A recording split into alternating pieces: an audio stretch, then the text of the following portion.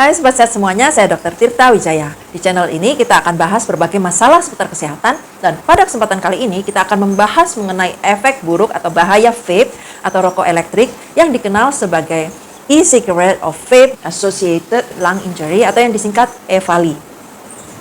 Dulu saya pernah membuat video yang menjelaskan mengenai vape atau rokok elektrik ini, tapi seiring dengan berjalannya waktu, dengan tambahan data yang masuk, ada beberapa pernyataan yang harus saya koreksi karena udah nggak tepat lagi. Di video saya sebelumnya, saya sebutkan bahwa satu-satunya manfaat dari rokok elektrik adalah membantu perokok untuk berhenti merokok. Ini adalah manfaat yang digaung-gaungkan oleh para produsen vape. Oh, vape ini nggak berbahaya, jauh lebih aman dibandingkan rokok konvensional dan bisa membantu perokok untuk berhenti merokok. Tapi kalau saya lihat dari komen yang masuk, saran yang masuk, kritik yang masuk, bahkan serangan yang masuk ke saya tuh nggak dapat kesan bahwa pemakai rokok elektrik atau vape itu berhenti merokok. Boleh dibilang mereka tuh lebih militan ngerokoknya dibandingkan para perokok konvensional. Vape, rokok elektrik menurut saya tidak membantu orang untuk berhenti merokok. Mungkin ada beberapa orang yang berhasil berhenti merokok dengan bantuan vape. Tapi kalau menurut saya, dengan menggunakan vape, itu justru lebih sulit untuk berhenti merokok. Kenapa saya bilang begitu? Begini, rokok itu mengandung nikotin.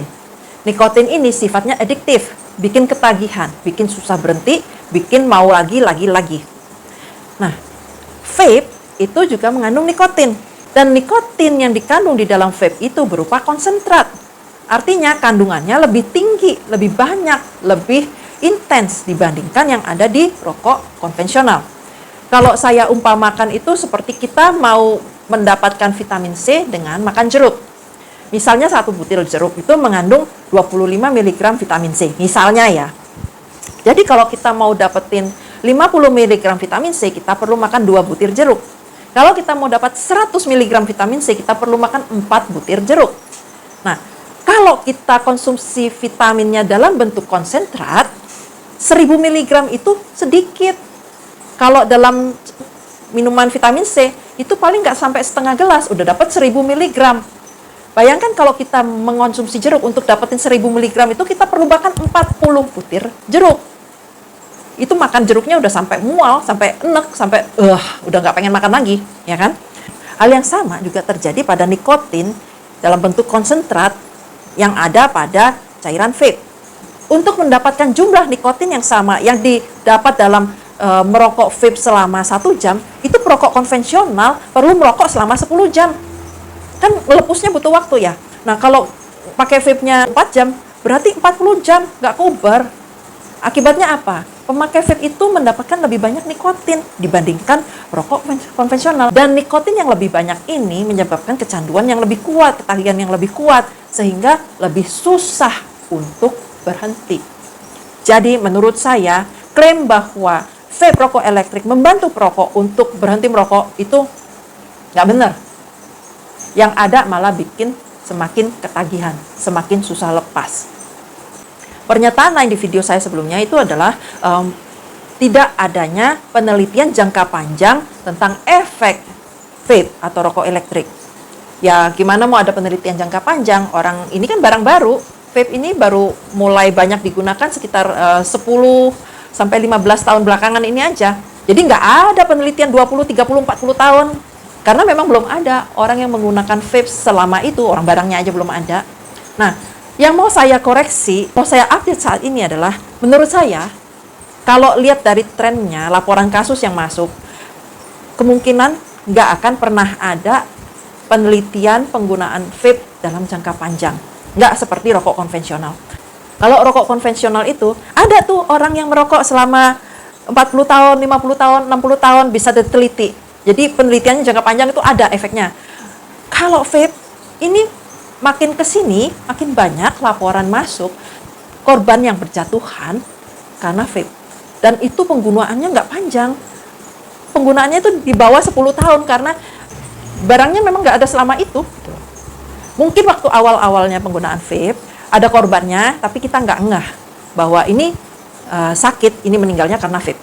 Tapi makin kesini, makin belakang ini, kelihatan patternnya bahwa korban yang dengan ciri-ciri seperti ini, mereka adalah pengguna vape. Bahkan ada laporan kasus yang masuk itu ya korbannya usia belasan tahun, penggunaan vape-nya itu di bawah 5 tahun. Udah jadi korban, parunya kolaps.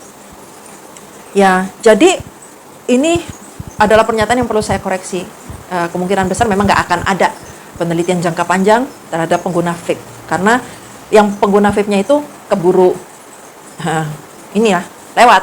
Jadi nggak bisa diteliti lagi, nggak sampai jangka panjang udah meninggal orangnya. Gitu. Nah, memang hingga saat ini belum diketahui pasti patofisiologis dari efek vape atau rokok elektrik pada manusia. Karena memang penelitiannya nggak etis ya. Mana ada orang yang mau sengaja dipakein vape terus diedel-edel, periksa, nggak ada. Pada manusia itu biasanya penelitiannya berupa otopsi aja. Jadi meninggal terus diperiksa, oh kelainannya seperti ini, seperti itu. Jadi memang belum diketahui secara pasti. Tapi banyak penelitian yang masuk, itu baik dari hasil otopsi, baik dari penelitian pada binatang, baik pada penelitian tingkat seluler, yang memberikan gambaran. Yang pertama, berdasarkan laporan kasus Evali pada manusia, itu rata-rata penderitanya datang dengan keluhan yang sifatnya sistemik. Jadi bukan cuma pada saluran pernafasan aja. Pasiennya ini datang dengan mual muntah, dengan pusing, gangguan sistem reproduksi, macam-macam. Jadi gangguannya itu di seluruh tubuh. Yang kedua, pada penelitian di binatang, itu ditemukan bahwa terjadi gangguan patofisiologis di seluruh tubuh. Kalau dari paru-parunya itu, paru-parunya jadi kaku, jadi keras. Padahal untuk bernafas dengan efektif, paru-paru itu harus bisa berkembang dengan baik. Tapi ini enggak, keras, mengkeret. Terus juga terjadi gangguan pertumbuhan tubuh. Berat badannya tidak bisa bertambah dengan optimal. Udah gitu, terlihat juga bahwa semakin banyak terpapar dengan asap vape atau rokok elektrik, binatang ini di saluran pernafasannya, respon radangnya itu semakin lebay, hiperreaktif. Dan ini yang bisa menyebabkan kerusakan paru pada Evali. Sedangkan pada tingkat seluler, terlihat adanya kerusakan di sistem kekebalan tubuh, terutama di saluran pernafasan. Tapi, nggak cuma di saluran pernafasan aja ternyata. Sistem imunitas yang terpapar dari asap vape ini ternyata rusak setubuh-tubuh, tapi di saluran pernafasan lebih parah rusaknya. Itu berupa hilangnya kemampuan untuk menolak, mengusir, mencegah masuknya hal-hal yang merusak tubuh. Udah gitu, sel-selnya juga barriernya itu akhirnya lapisan pelindungnya terhadap kuman-kuman patogen yang masuk ini juga berkurang ternyata. Jadi udah nggak bisa ngusir, nggak bisa menolak masuk. Ini mengingatkan saya pada komen-komen dari beberapa orang yang di video saya sebelumnya yang bilang, dok, nggak bener itu, saya pakai vape nggak batuk justru, kalau rokok biasa saya batuk. Kalau Sobat Sehat mau tahu, batuk itu sebenarnya mekanisme alamiah tubuh, saluran pernafasan untuk mengeluarkan hal-hal yang bisa mengganggu sistem respirasi. Batuk bersin itu untuk ngeluarin. Jadi kalau begitu ada di hidung yang nggak bener menurut tubuh, itu dibersinin, biar keluar. Kalau masuknya lewat mulut, ini dibatukin, biar keluar. Nah, kalau udah nggak bisa batuk lagi, itu tandanya sistem kekebalan tubuh kita itu sudah mulai kewalahan. Udah nggak bisa lagi bekerja dengan benar untuk menolak hal-hal yang seharusnya tidak masuk di dalam tubuh. Yang namanya rokok, kalau awal-awalnya ngerokok itu pasti batuk. Karena sistem kekebalan tubuhnya masih bagus. Tapi kalau bandel terus-terusan ngerokok, lama-lama nggak batuk. Sama vape juga begitu. Kalau orang yang tadinya nggak merokok sama sekali, nggak konvensional, terus langsung pakai vape, itu bawaannya nggak enak. Karena ini bukan hal yang alamiah di tubuh. Tubuh akan berusaha mengeluarkan. Nah, tapi kalau tetap nge-vape, lama-lama nggak batuk lagi. Karena sudah rusak alarmnya. Nah, terus ada yang bilang, oh enggak dok, saya ngerokoknya itu waktu konvensional batuk. Waktu saya pindah ke vape, nggak batuk. Ya iyalah, waktu merokok konvensional masih bagus. Waktu udah rusak alarmnya baru pindah nge-vape, ya nggak batuk. Jadi jangan bangga ya kalau nggak batuk waktu ngerokok, baik itu rokok konvensional atau vape. Itu tandanya udah rusak. Balik lagi ya, dari penelitian di tingkat seluler itu, yang rusak itu bukan waktu penolakannya, perlindungannya, ternyata terlihat juga kerusakan dari respon imunnya. Dibayangkan sistem kekebalan tubuh kita itu seperti tentara. Di bagian luar, itu alarmnya sudah rusak. Karena diserang terus sama si vape. Nggak bisa batuk lagi, nggak bisa mengusir lagi. Barriernya atau sistem pertahanannya supaya nggak bisa masuk juga rusak oleh vape itu. Jadi si kuman-kuman, virus, bakteri masuk, udah gitu dari bahan kimia yang ada di vape itu masuk, rusak di dalam. Akibatnya tentara yang level atas, yang tingkat tinggi, itu harus turun dia. Nah, turun ini, yang level atas ini jadi lebay. Wah, gimana nih, anak buahku udah nggak bekerja semua. Wah, serang, gila-gilaan. Nah, ini adalah, kalau Sobat Sehat ingat waktu di COVID ya, pernah dengar istilah cytokine storm. Jadi pada mereka yang terpapar vape, itu respon inflamasinya lebay. Sitokinnya dilepaskan sangat banyak. Dan sitokin ini sifatnya bukan cuma merusak bakteri virus, tapi juga merusak jaringan, merusak paru. Meskipun sistem imunnya lebay, tapi kemampuannya untuk menghadapi penyakit, kuman, virus, bakteri, itu jauh lebih rendah dibandingkan orang sehat. Karena memang yang sitokin ini memang harusnya nggak banyak jumlahnya. Kalau terlalu banyak itu merusak jaringan. Tapi pada pengguna vape, responnya lebay, efeknya jelek, kerusakan jaringannya parah di paru. Udah gitu, kemampuan tubuh untuk membersihkan mayat-mayat dari kuman, bakteri segala macam itu menurun, dan kemampuan untuk mereparasi kerusakan jaringannya juga turun. Akibatnya itulah terjadilah kerusakan paru yang parah, yang akut dalam waktu singkat. Itu tadi saya ngomong panjang lebar teori ya, hipotesis ya. Sekali lagi saya bilang belum ada penelitian pada manusia. Tapi kalau boleh saya simpulkan singkatnya, paparan asap rokok elektrik vape itu nggak ada bagus-bagusnya, nggak ada benefitnya sama sekali, nggak membantu orang untuk berhenti merokok. Yang ada malah makin parah. Dan kerusakan yang terjadi itu sebadan-badan, sama sih sebenarnya pada perokok konvensional juga kerusaknya sebadan-badan ya. Tapi kalau pada vape ini, kerusakannya terjadinya sangat intens, sangat drastis dalam waktu yang sangat singkat. Akibatnya, pasiennya lebih cepat meninggal. Nah, dalam hal ini, rokok konvensional itu lebih, istilahnya gimana ya, membunuhnya dalam jangka panjang perlahan-lahan. Sedangkan kalau vape itu lebih cepat, lebih intens. Oh, kalau gitu rokok konvensional lebih bagus dong. Ya kagak. Sama membunuh, sama meracuni, sama merusak. Cuma beda waktunya aja. Mau mati perlahan-lahan apa mau mati cepat? Oh, mending mati cepat dong, Dok, nggak tersiksa lama-lama. Ya kagak juga. Pada vape itu yang meninggal adalah mereka yang usia produktif, yang masih muda. Bahkan banyak kasus pada remaja. Kalau pasiennya itu masih muda, masih remaja, yang jadi korban itu bukan pasiennya doang loh, tapi orang tuanya juga. Kalau pada pasien yang sudah sepuh, umur 70-an, mungkin mereka sudah pensiun, sudah siap untuk dipanggil ke rumah Bapak di surga gitu ya. Nah, kalau pada mereka yang masih muda, umumnya orang akan jor-joran mengeluarkan segala daya upaya untuk membantu si pasien ini.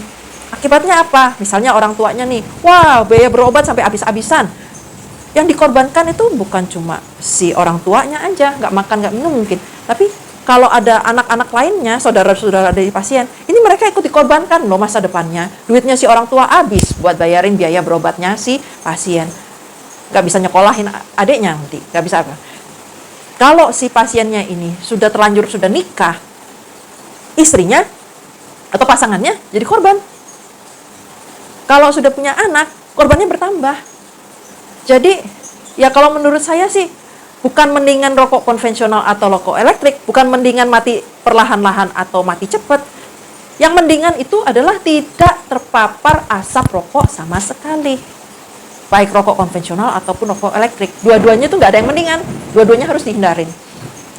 Ya, itu adalah sharing saya hari ini tentang bahaya dari vape berupa EVALI.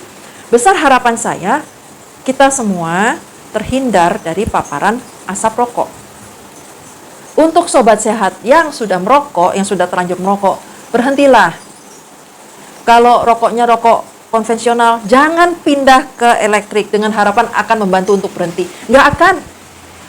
Jumlah mereka yang berhasil berhenti dengan bantuan vape itu nggak signifikan dibandingkan mereka yang gagal, dibandingkan mereka yang lebih kecanduan. Jadi, kalau mau berhenti, berhenti aja. Kalau yang sudah terlanjur pakai vape, Memang akan lebih berat untuk berhenti, tapi bukan berarti nggak mungkin. Bisa. Harus diniatin.